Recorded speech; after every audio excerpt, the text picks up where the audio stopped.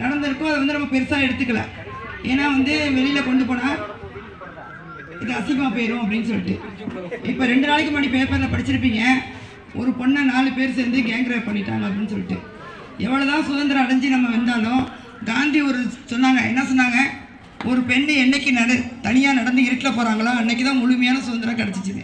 ஆனால் இப்போ நம்ம இருட்டில் போனோம்னா என்ன பண்ணோம், நம்ம செயின் ஸ்டாச்சிங் ஆயிரும், செல்ஃபோன் போயிடும், சில நேரத்தில் அதையும் தாண்டி பெரிய பெரிய விளைவுகள் வரும். அதற்கெல்லாம் வந்து நம்ம வந்து இடம் கொடுக்கக்கூடாது.